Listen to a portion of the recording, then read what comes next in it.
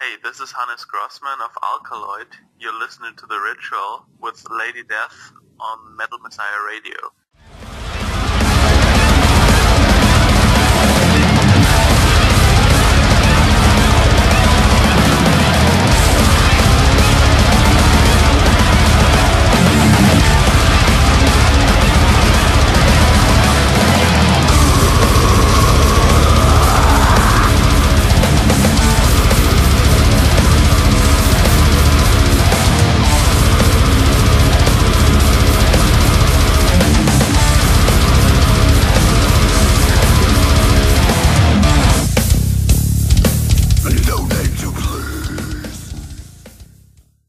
Hello everybody, this is Lady Death. You're listening to The Ritual on Metal Messiah Radio. Tonight, the drummer of the German extreme metal band Alkaloid, Hannes Grossmann, is joining us to talk mainly about Alkaloid and their upcoming album Liquid Anatomy. Last year I had the chance to interview you, and tonight I'm going to do it again. So first of all, let me thank you, Hannes, for this opportunity and for giving us a bit of your time, and welcome to my show. Sure, anytime. Alright, so 3 years ago you released your debut album, The Marcus Grimoire. On May the 18th, you will be releasing your second album through Season of Mist, Liquid Anatomy. Let's start with the title of the album. It sounds interesting. Why you picked this title, and what is the main theme of this album?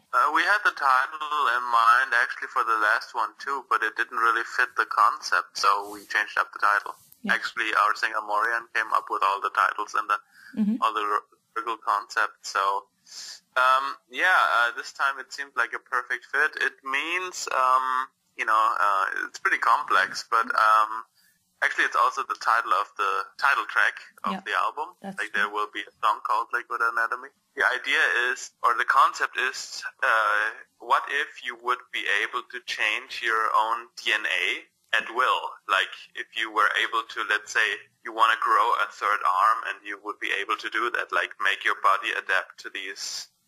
That's creepy. Like manipulate evolution in a way, like, we can teach our hands to do crazy things on our instruments, for instance. Yeah. But what if that could go a little further, That's the idea behind it. So that's cool. Yeah, that's the concept. So the whole album talk about this kind of stuff? Yeah, more or less. I would say it's a concept album. Mm-hmm. It's some songs are about that, while other songs also spin further the concept of the Dyson sphere, which we had on the first record, which basically means that you turn the sun into a spaceship to travel through times. Mm-hmm. Yeah, it's, most of the stories we come up with, I would call it escape. Like, we don't really talk about everyday life or everyday problems, so it's really more or less fantasy. Yeah. So or science fiction in that sense. Yeah. So the first album had 12 songs, while the upcoming album will have 8. Those 8 tracks are over 5 minutes each. I know some bands would include 2-3 long tracks in their albums just to express more their feelings and have more creativity in it. But at the same time, it may be boring for some listeners. So what do you think about this? I don't know. I don't really... Or we don't really plan how long songs are. I mean, this one we don't really have any shorter songs. Yeah. The last song of the album will be 20 minutes long. Yeah. But we didn't really plan that out. It's it happens the way it does. And the reason why we released actually the track list and actually the length, the playtime of the songs is, we also put it on the CD simply because, we like when there's some kind of guide, how long a song is. I mean, it might be practical. I always enjoyed that when it's written back on a CD or something. Yeah. So that's actually the reason. But I mean, other than that, we really don't pay attention too much to the length of an actual song. It's just as long as it needs to be, I guess. Yeah.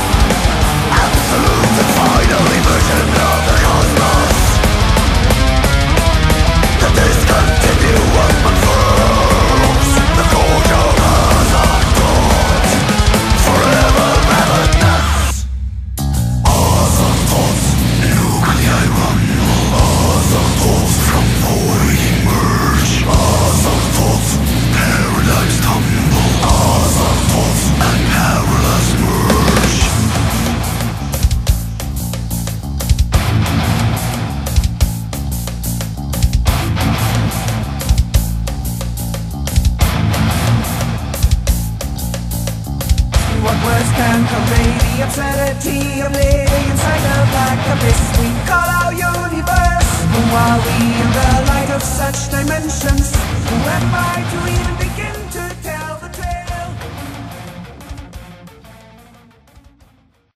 So, you released 2 tracks from the upcoming album, Azagdos and Kernel Panic. By listening to these 2 tracks, we can directly tell that you took Alkaloid to a whole new level, let's say. Less technical, death, blast beats, sweeping parts, as you said and you mentioned in a comment, and much more clean vocals. So how come you decided to pick this direction and go for it? Weren't you a bit worried about the fans' reaction after listening to the debut album? I don't know. That's a good question. It wasn't really a conscious decision. It's not, because that would mean that you could. We don't sit down and plan out basic concepts. It's just when we write songs, and pretty much everybody writes his own songs for himself, and then we get together and do, vocal arrangements and that kind of stuff and tie it together. Mm-hmm. But, you just sit down and write whatever feels right in that moment. And it's hard to tell how that process or what this process is influenced by, We pretty much got way far beyond the point where we listen to other music, like our favorite bands and get inspired to do something similar. We don't do that. At least I don't. It's somehow a different approach, like trying to express something in a sonic way with music. So it wasn't really planned to do that.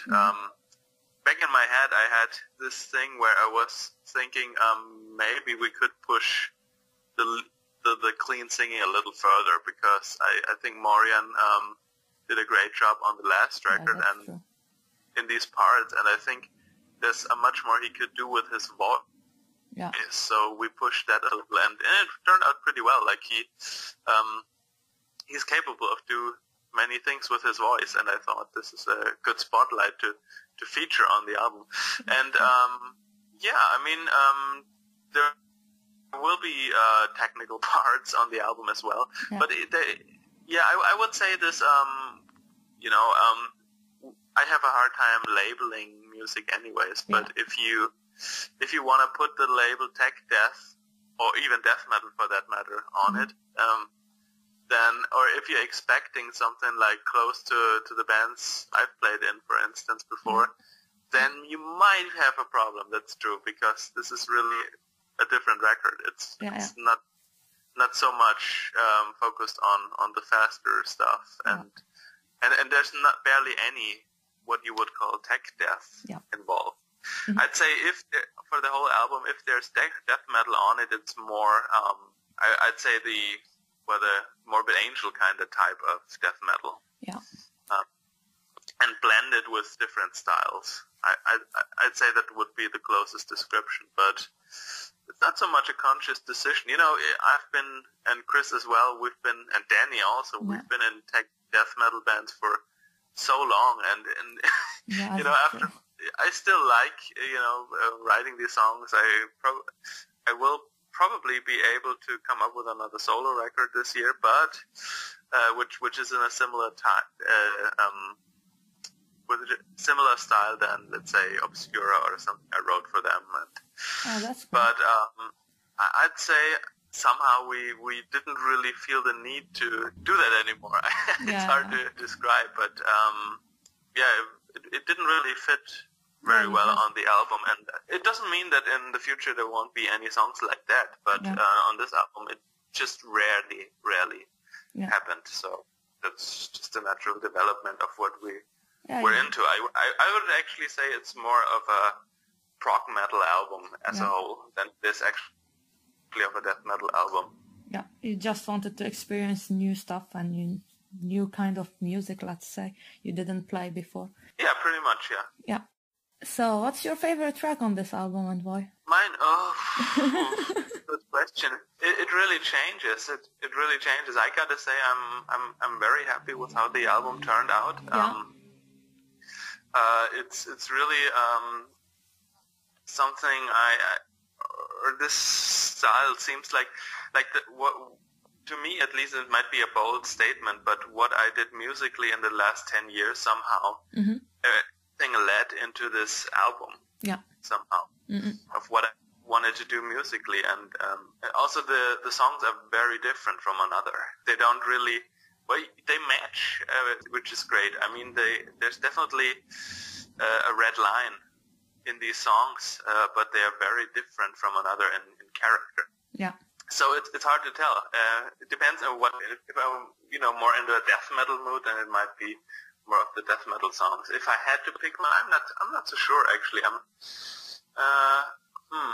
It's really hard to say. I'd say the first track I really like, Colonel Panic, because it's a combination of, I'd say, well, prog rock or pop prog rock and death metal. Yeah. And I don't know any other band that has ever done this before, and it's at least something at least not to this extreme. Yes.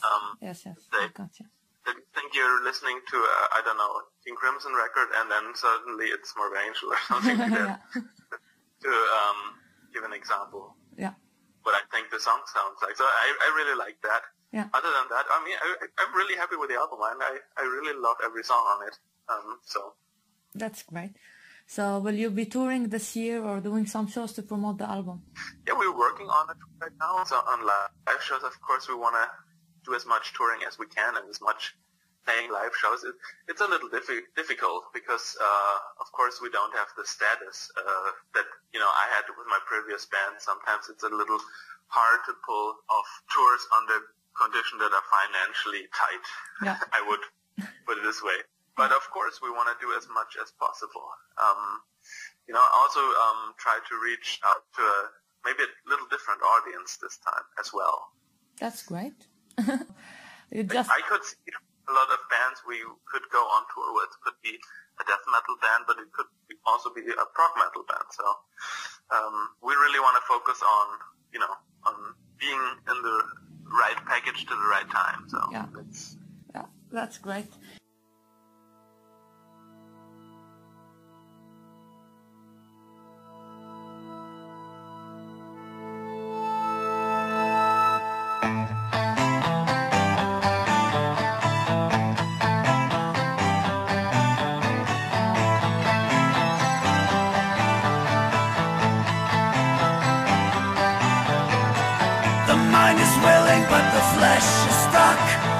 Evolution's lazy stride. The vision dies, the door is locked.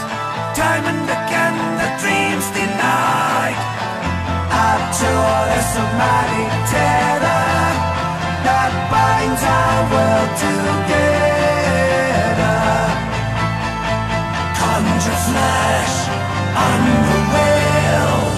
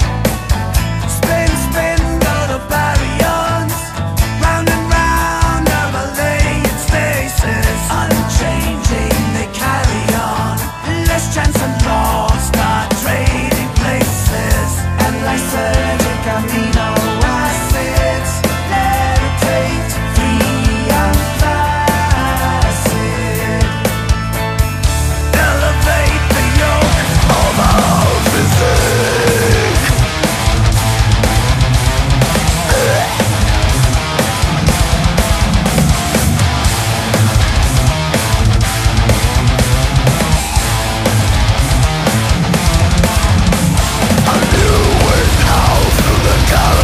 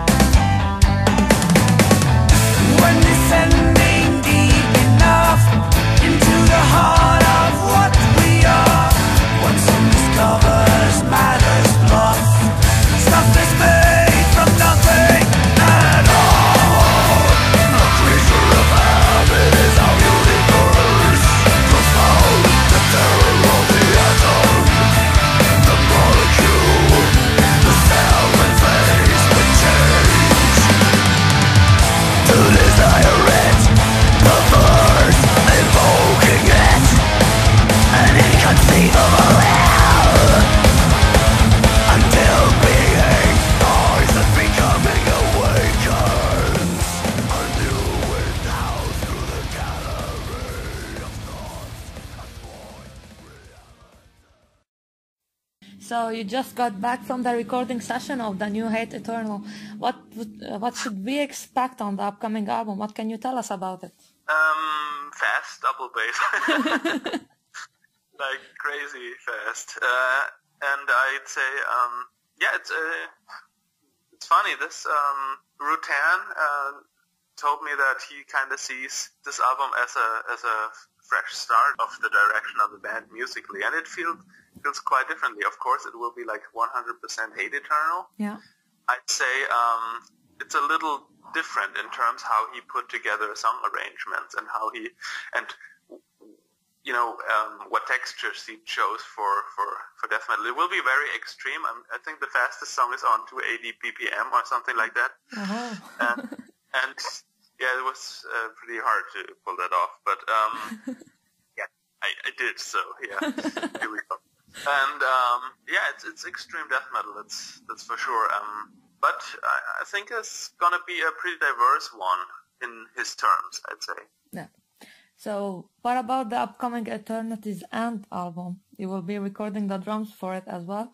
The upcoming album took its shape now or not yet? Can you give us some information about it? Yeah, the songs are completely finished. I think Chris is putting together the final demos. I'll be start tracking in like 2 weeks from now. Yeah. Mm-hmm. As soon as he's ready. Yeah. And I think the album can be expected this year. Mm-hmm.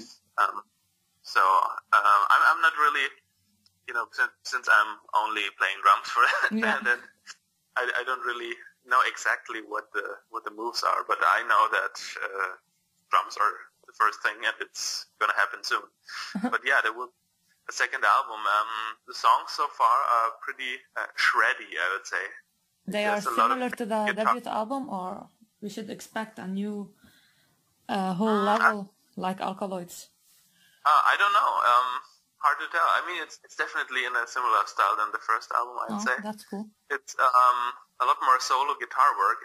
Since we added Phil of the band First Fragment, who actually, it's funny. He's a tech death player as well, but now he's involved in the power metal band. He also wrote some tunes for the record, and they turned out killer. Yep. And it's definitely, I'd say, power metal. Like, you can definitely expect something similar. Yeah. Maybe with slightly different emphasis. Mm-hmm. It's pretty catchy, I gotta say. Yeah, that's good.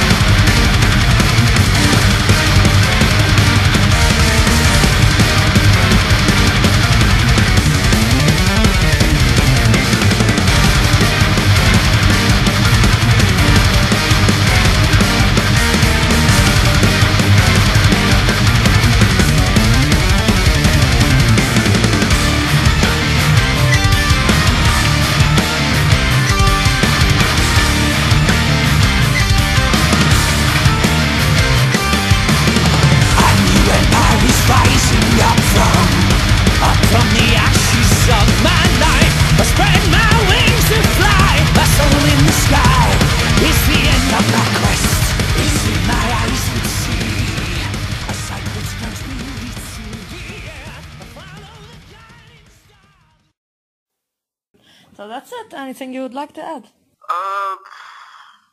Well, from my side, nothing more to add, I'd say.